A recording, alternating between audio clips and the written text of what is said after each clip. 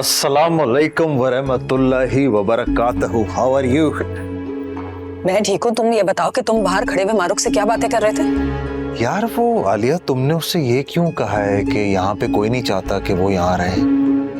मैं उसे सिर्फ ये समझाना चाहती थी कि वो अपनी हद में रहे। कौन सी हद?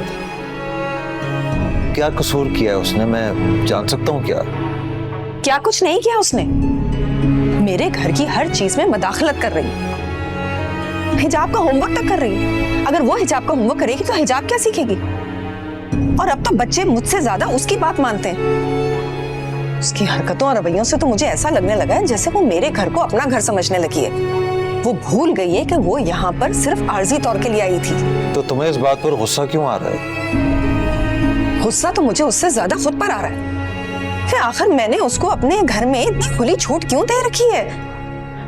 हमें तो उसका माजी भी नहीं मालूम, हमें नहीं मालूम वो कौन है, कहां से आई है, क्या करती है। आलिया, तुम भूल रहे हो कि तुम्हारी गलती की वजह से वो आज हमारे दरमियान मौजूद है। यही सोचकर तो उसको अब तक बर्दाश्त कर रहे हैं, लेकिन अब बहुत हो चुका। मेरी बर्दाश्त की सारी हदें खत्म हो चुकी हैं। अच्छा, relax relax, calm down, please calm down. तुम फिक्र ना करो। तुम ठीक कहती थी, हमें फिर से उसके घर वालों की तलाश शुरू कर देनी चाहिए। मुझे तो लगता है उसकी कोई याददाश्त वाददाश्त नहीं गई, सब याद है उसे। ऐसी बेवकूफ बना रही है हमें, ढोंग कर रही है हमारे साथ। मुझे ऐसा नहीं लगता है वो क्यों जानबूझकर करेगी ऐसा। अच्छा, कुछ अरसा पहले यही बात मैं कर रही थी जो आज तुम कर रहे हो। उस वक्त जितनी गलत मैं थी ना, आज उतनी ही गलत तुम भी हो। धनी, उस वक्त मेरी समझ में ये बात क्यों नहीं आई? उसे यहाँ पर कोई तकलीफ नहीं है, ऐसे मजे से रह रही है वो।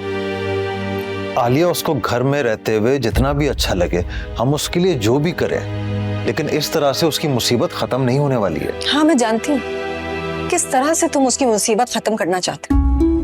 तुम तो उसे बच्चों के साथ घुमाने भी ले गए थे, खाने खाने भी चले गए थे। उसकी वजह से तुमने मेरे साथ झगड़ा भी किया और अभी भी बाहर खड़े हुए उसके साथ बातें कर रहे थे। अच्छा, तो अब मुझे समझ में आई कि एक्चुअली बात क्या है। तुम उस दिन की वजह से मुझसे नाराज हो।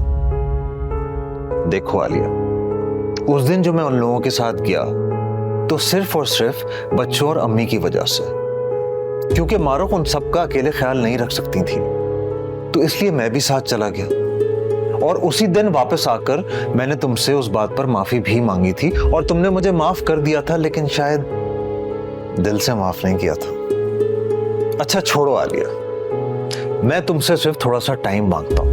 मैं तुमसे प्रॉमिस करता हूं कि मैं उसके घर वालों की तलाश दोबारा शुरू कर दूंगा। अब प्लीज यार, ये नाराजगी खत्म कर दो। मुझे तुम नाराज अच्छी नहीं लगती। Please smile, please smile, smile, please smile. अच्छा ना, ठीक है, इट्स ओके। ओके। अच्छा, एक बात बताओ, अभी तुम बाहर उसको जो पैकेट दे रहे थे उसमें क्या था? एक छोटा मोबाइल है। अम्मी ने मुझे कहा था कि उसके लिए लेता हुआ हूं तो ले लिया।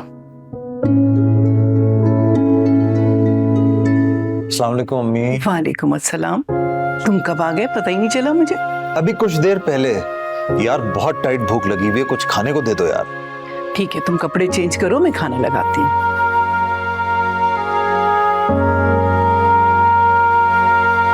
आलिया, जी अम्मी। कुछ हुआ है क्या? नहीं, आपने कुछ कहा मुझसे? मैंने कहा कि तुम बर्तन लगाओ मेज पे, मैं खाना निकालती हूँ।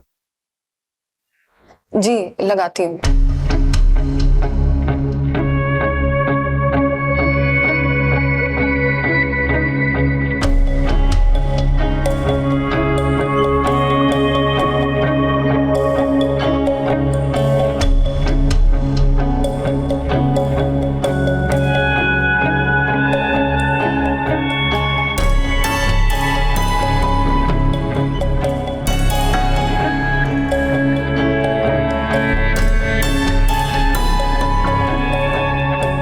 माय गॉड आलिया, ये तुम्हारे हाथ को क्या हुआ है?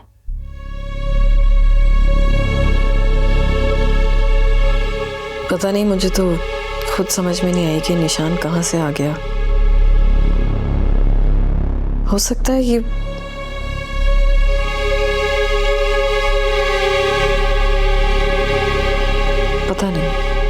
कुछ समझ नहीं आया कहाँ से आया निशान। काफी डिस्टर्ब लग रही हो, क्या हुआ है? सब खैर है? कुछ छुपा रही हो क्या?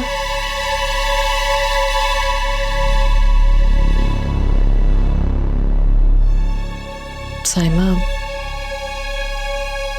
इब्राहिम उस लड़की की तरफ कुछ ज्यादा ही माइल होता जा रहा है। मुझे तो समझ में नहीं आ रही मैं क्या करूं। देखा, मुझे पहले ही डर था। क्या मतलब? मतलब ये कि अब उसको लेके तुम दोनों में झगड़ा होता है, और ये निशान भी ना। नहीं नहीं, ये तो मैंने तुम्हें कहा ना, पता नहीं कहाँ से आ गया। हो सकता है कोई एलर्जी वगैरह हुई हो। जहाँ तक हमारे ताल्लुकात का सवाल है तो वो ठीक है, हमारे ताल्लुकात कुछ ठीक नहीं है, लेकिन इब्राहिम ऐसा नहीं है। वो कभी भी मुझ पे हाथ नहीं उठा सकता। लेकिन ये भी है कि वो वैसा नहीं रहा जैसे पहले होता था। वो आजकल मुझसे मसनूई तरीके से और बड़ी अजीब तरीके से बात करने लगा है। पहले तो मुझे ऐसा लगता था जैसे कि मेरा वहम है, लेकिन कल तो उसने उसके लिए एक नया मोबाइल भी खरीदा है। क्या? देखो आलिया, अगर इब्राहिम भाई के ताल्लुकात पर तुम्हें यकीन है ना, तो चुप रहना बिल्कुल हल नहीं है। तुम समझ रही हो ना मैं क्या कह रही हूँ? हाँ, समझ रही हूँ, लेकिन पता नहीं क्यों मैं खुद को इतना बेबस महसूस कर रही हूँ इस मामले में। ऐसा लगता है जैसे कि ये केस शुरू होने से पहले ही मैं हार गई हूँ। कम ऑन आलिया, ऐसा तो मत सोचो। तुम सिर्फ एक वकील नहीं बल्कि एक माँ भी हो। फिर क्यों खुद को इतना बेबस और लाचार महसूस कर रही हो? तुम ही बताओ, क्या करूं? तुम मालिकन हो उस घर की। तुम चाहो तो वापस से दारुल अमान भिजवा सकती हो। कहो तो मैं पेपर्स बनवाती हूँ। और अगर उसने इनकार कर दिया तो? इनकार? क्या उसमें इतनी हिम्मत है कि वो इनकार कर सके? और अगर ये अगर मगर छोड़ो। अगर इब्राहिम ना माना तो? व्हाट? मतलब मामला यहाँ तक आ गया है कि इब्राहिम भाई अब उसका साथ देंगे?